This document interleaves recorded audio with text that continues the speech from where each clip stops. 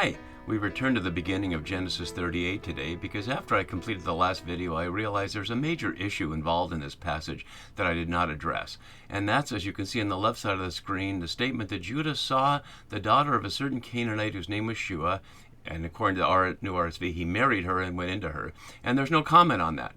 But scholars have a lot of comments on the question of, wait a minute, he married a Canaanite woman? I thought they weren't supposed to do that. Well, are they or aren't they, and according to who, is what I'd like to address here, and where Genesis fits in within the biblical argument about who the people of Yahweh should marry or shouldn't marry, that divide along what I call religion of creation and religion of empire lines. Religion of creation lines seeing all humans as part of God's creation, as we see in Genesis 1, all made in the divine image, and in the table of nations, where all the nations spread out, and there's no statement of any of those are bad or negative, although some of those certainly have negative encounters with the Israelites later, like the Egyptians and Babylonians, etc.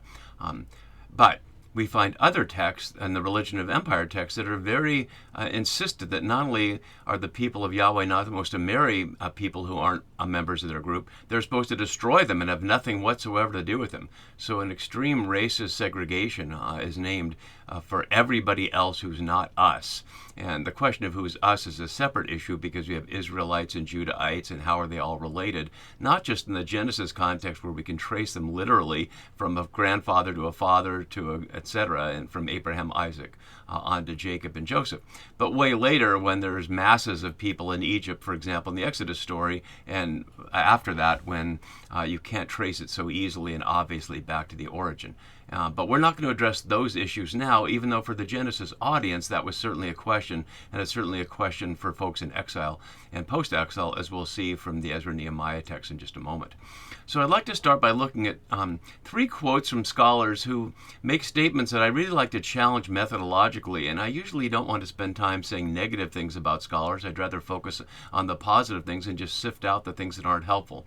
But I think these illustrate 3 errors, surprising from excellent scholars as these people are, and I'm not trying to embarrass them, but just trying to highlight for your benefit how we can clarify a conclusion that's grounded in solid evidence and reason and ones that are not. So we start with Westerman, whose problem is simply that he's acting out of the older view that assumes there are different sources here, and that Genesis 38 is from a different source.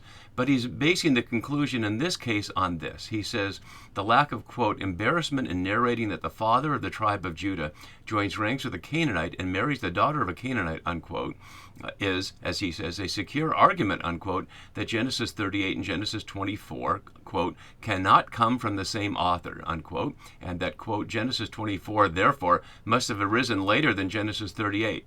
I'd like to suggest that none of that is clear whatsoever, because what he's claiming here is that since Genesis 24, and we can look at that because I've laid these all out here, Genesis 24 has, you can see here in the red, and I'll talk about the color coding in a moment, says to his servant, you will not get a woman for my son from the daughters of the Canaanites among whom I live, and he makes him swear, and then he repeats that when he gets to Laban in the land. But is that Yahweh's view?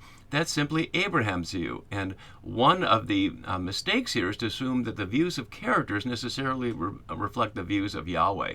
And we know throughout that that's plainly not so, that many characters do things that are against what we'd understand Yahweh to do throughout the Bible. They're not perfect saint characters. And yet here, a good scholar like Westerman seems to assume that the author's quoting of Genesis, of Abraham in Genesis 24, expresses either the author's view or Yahweh's view, or the wider audience's view, and it does not have to at all. It's simply Abraham's view. And so there's really nothing there that infers that that's the author's or Yahweh's agreement, and therefore suggesting anything about the authorship of those as from separate people. And not only that, there's really no reason to assume that Genesis 24 is later, and almost all scholars now would assume exactly the opposite, that the story of Jacob's family from Genesis 37 on is post-exilic or even Hellenistic and much later, and knows all of Genesis. So much for Westerman's argument, and we're not really concerned with source theory, so that one's not as important for us. But how about this one from Gordon Wenham, who's a wonderful literary critic and has had much to say to criticize source views and to read the whole thing as a whole. But he says this, quote, knowing his father's antipathy, Judah went ahead and married, this bracket's an accident there. No, I'm sorry, I put it in there. Judah went ahead and married a Canaanite woman, showing once again his callous disregard for his father's feelings. But wait a minute. Jacob is his father, and what do we know about Jacob's feelings about Canaanite women? In fact, we don't hear anything about what Jacob's thoughts are at all about his children. We heard that Abraham didn't want Isaac to marry a Canaanite, and then we hear that Rebekah, and we can see it up here too, that Rebekah and Isaac don't want their son to marry a Canaanite. And so we really don't know anything about Jacob's views. But the assumption being made here is that it's bad to marry a Canaanite and that Jacob must share that, but we just simply don't know that. More recently, Clifford, in an article that I've cited a number of times positively, says the deaths of Judah's sons surely imply that Judah's marriage to a Canaanite was cursed by God. But as I write there, and it's a mistake that so many people make in so many contexts, but usually not scholars, correlation is not causation. The fact that and Onan die, and we're told that Onan dies because he's selfish, because he refuses to share his seed with the wife of his dead brother, but it says nothing about a Canaanite. There's nothing in the story about that at all. So he's surely implying that really has no grounding for it whatsoever. All three of these, based on the assumption in the authors, it seems that marrying a Canaanite is bad, and they're trying to draw some inference from that. On the other hand, we see someone like Mark Brett, who's done better work on this than anybody I know, to situate Genesis in the context of the post-exilic situation in Persia, and therefore up against the Ezra-Nehemiah view, which we'll look at in just a moment. So he says, and the first part's my quote, within the larger story of Genesis 38, it is Tamar who helps propagate the seed of Abraham, not Onan. And Brett says, not only is Tamar innocent, she is arguably more in tune with the divine promises than any of the males in the story. The audience of the story in the Persian period may well have detected this irony, since Genesis 38 conflicts so obviously with the doctrine of seminal purity promulgated by the governors of the time. And that's what we see in Ezra, as I'll show you in a moment, but not conflicting with anything in Genesis. So there's no basis for suggesting it's part of a different source. In fact, what I'd like to suggest, that I've been suggesting all along, that Genesis is an anti-Deuteronomistic, anti-Ezra-Nehemiah view. It's presenting exactly the opposite view. So let's look at that here just briefly. I've color-coded these, so the ones in reddish pink here are what I call religion of empire, where there's something negative about the Canaanites. The green ones are where it's positive, or at least not critical, and the blue ones are just neutral, where the Canaanites are mentioned, but there's no judgment whatsoever. And when we look at these, we see how narrow really the biblical view that there's something wrong with Canaanites and you shouldn't marry them is. So we saw after the flood aftermath, the odd element that Ham was the one who saw his father Noah's nakedness, and yet it says, cursed be Canaan, who's his son. And yet, with horrible racist irony, the curse of Ham has been understood to be a rejection of black people, not of Canaanites as such. And there's no reason to think that the Canaanites are any different color. They're Middle Eastern people, so these people are all roughly the same color, if color is the issue. Then we see later in Genesis just a series of statements of the territory of the Canaanites are in the land, but no value judgment on it.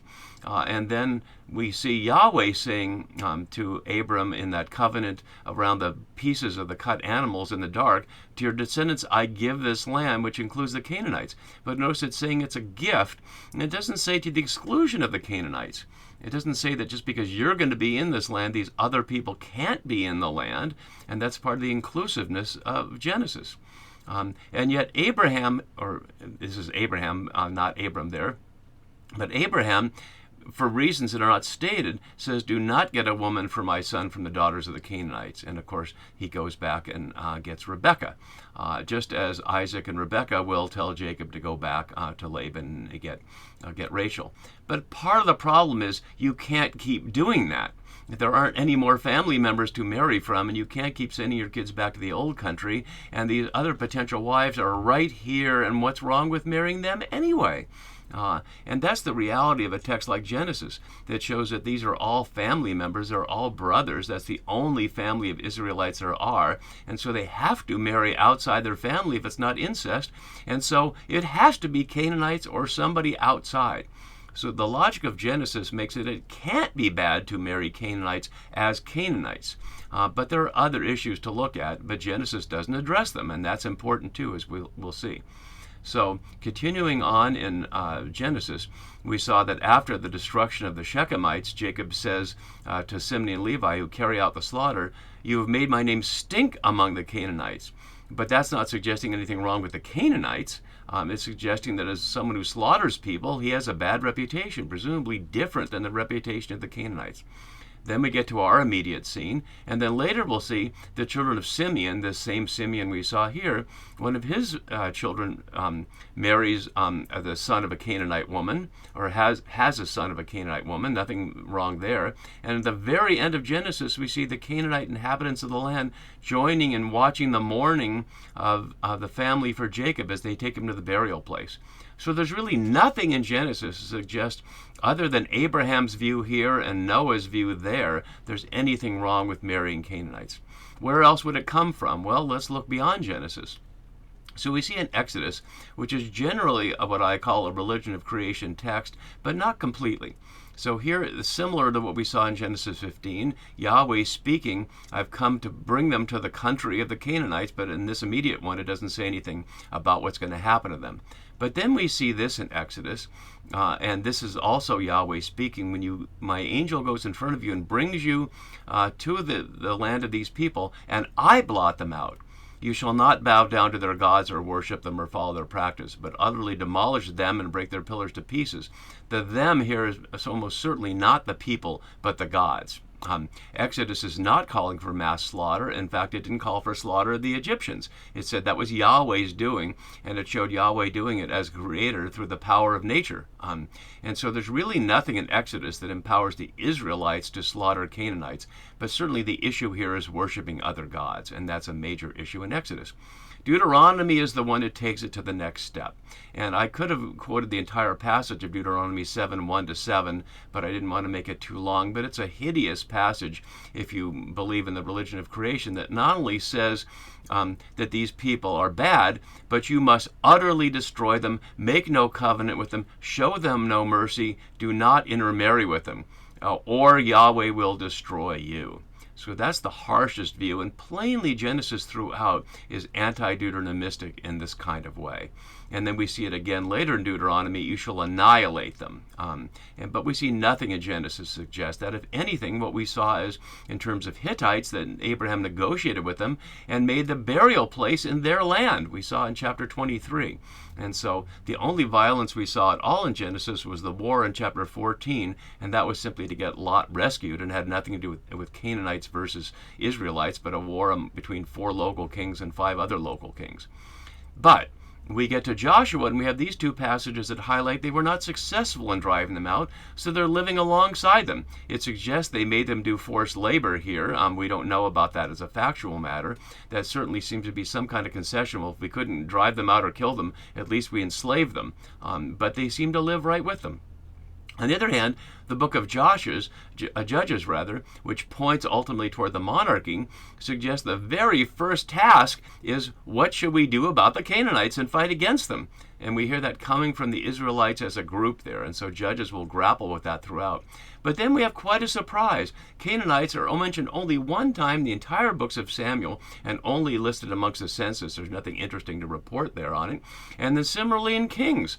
In the entire books of Kings, the only mention of Canaanites is Pharaoh coming up and destroying the Canaanites in Gezer that apparently the Israelites and Joshua were unable to drive out. So Pharaoh is doing it and gives the city as a dowry to his daughter, Solomon's woman, or Solomon's wife, that we heard in 1 Kings 3, was the first act that Solomon does when he's on the throne, is have his daughter marry an Egyptian woman.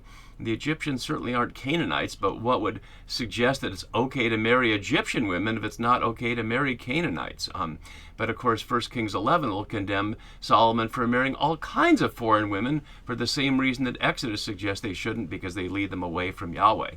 But it's not about Canaanites as such. Ezekiel, which is the only mention of Canaanites in the entire books of prophets, has this: This says Lord Yahweh to Jerusalem, your origin and your birth were in the land of the Canaanites. Your father was an Amorite and your mother a Hittite. And we don't know what that's rooted in, but it's certainly different than what we hear in Genesis, and suggests that they were foreign all along in that sense, although they were foreign in the sense of at one level they were indigenous, and then were in Egypt and then came back out. But finally, we get the exilic, post-exilic situation that is most immediately relevant to the Genesis authors and what Mark Brett was about, and that's Ezra 9. So after these things have been done, the officials approach me, which is to say the scribe priest Ezra, who the Persians have allowed to be the monitor of the post-exilic reestablishment of the community. And he says, it's told to him, the people of Israel, the priests and the Levites, have not separated themselves from the peoples of the lands with their abominations, from the Canaanites, etc. Thus the holy seed has mixed itself with the peoples of the land. In this faithlessness the officials and leaders have led the way. When I heard this, I tore my garment and my mantle and pulled hair from my head and beard and sat appalled, and then bans anyone from doing that. And not only that, demands that if anybody wants to be part of the post-exilic community, they have to abandon their Canaanite or other foreign wives and children. And so that's the most extreme example of racial, quote-unquote racial, it's not really race, but it's the closest word we have for that, or ethnic purity demanded there. But even that's not from God. That's just simply from Ezra's view. He can take it as being from Deuteronomy, and Deuteronomy and Joshua are certainly part of the construction of text that most scholars would say came from the time of Josiah and the last attempt to unify worship around Jerusalem. And now it's being rebuilt there in the post-exilic period. But Genesis is the exact opposite of that. So as we see in Genesis, there's no immediate basis for saying that Judah has done something wrong in marrying Canaanite women. In fact, it seems absolutely necessary because there's no other people to marry. And so as we continue in this chapter, we'll see that whatever troubles there are with Jacob's family here, it's not because they're engaged in foreignness, because Joseph himself will end up marrying an Egyptian and having Egyptian children. We'll continue with our story in Genesis 38 next time. See you then. Bye-bye.